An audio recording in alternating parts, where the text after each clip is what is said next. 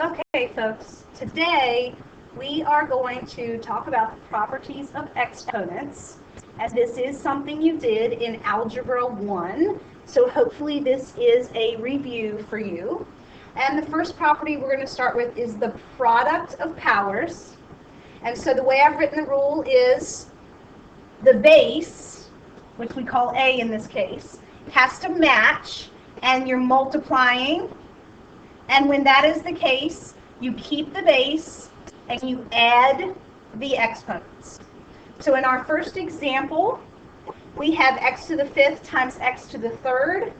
The bases are the same, so we're going to keep the base, and then we're going to add the exponents, and 5 plus 3 is 8. Okay?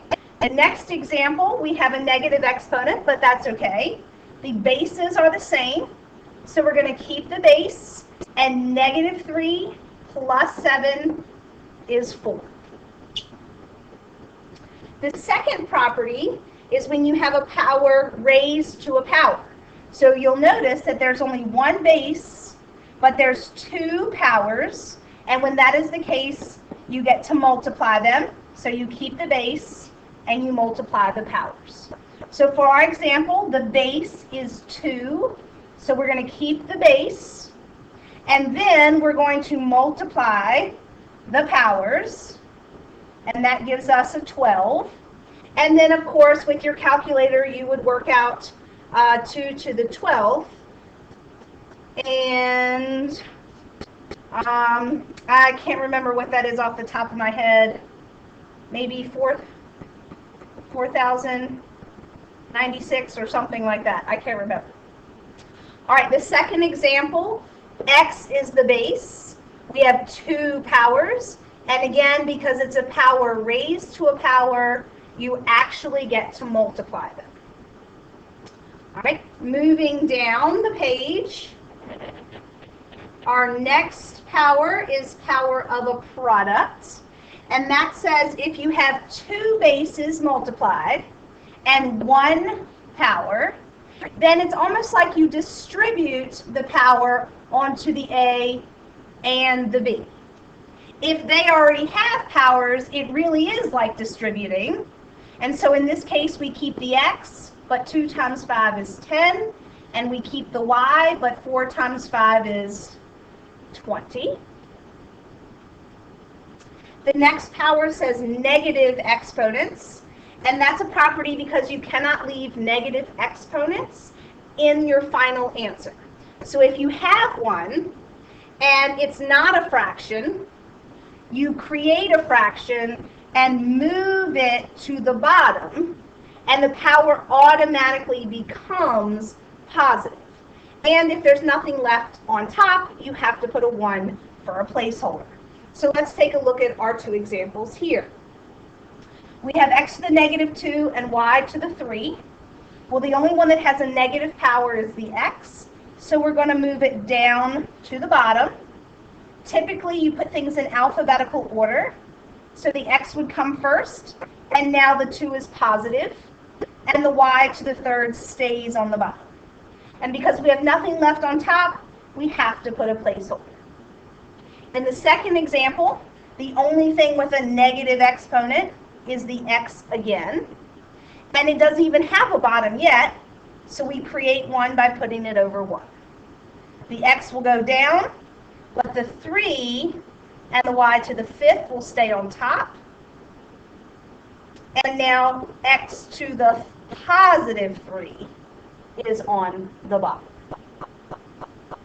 All right, and one more property for the front, and that's the zero exponent. And I think this is the easiest property to remember.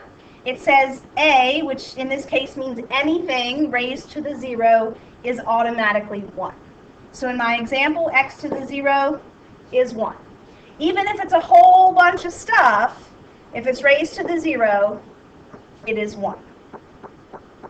Okay, let's turn it over. And we have the quotient, so we have the product, all right? And now we have the quotient. When we had the product, that was a to the m times a to the n.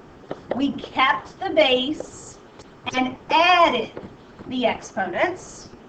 This time, since we're dividing, we're going to keep the base and subtract the exponents.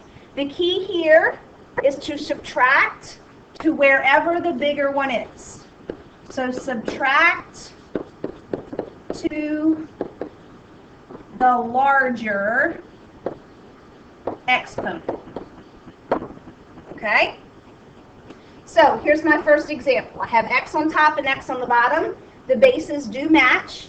The larger exponent is on top, so I'm going to bring the 2 up. And when I subtract, my answer is on top, and 5 minus 2 is 3. If I don't have anything left on the bottom, I don't need a bottom anymore. But if you want to put a placeholder, you could put a 1. In the next example, we've got A's on bottom, top and bottom, and B's. So we take one letter at a time. Let me erase that. The bigger A is on top, and there's 1 on the bottom.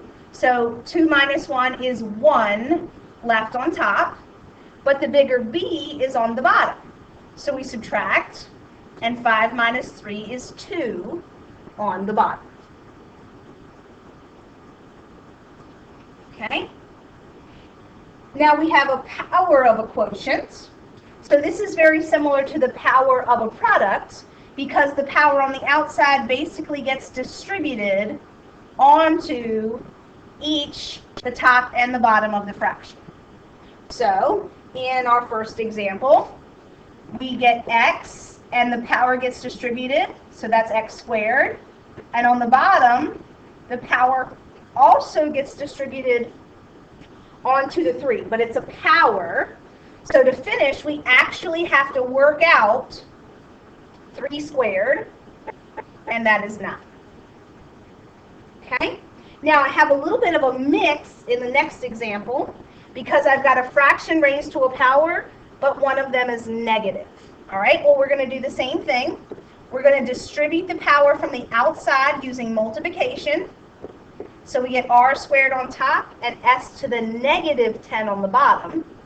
But our negative property tells us we cannot leave a negative in the answer, a negative exponent, excuse me.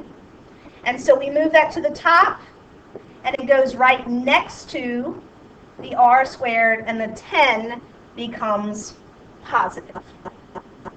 Okay, what I have now is a mixture, and I would like you to practice some of these, or all of them, before coming to class. And of course, we will go over this before you do any practice worksheets, any worksheets on your own or in your groups.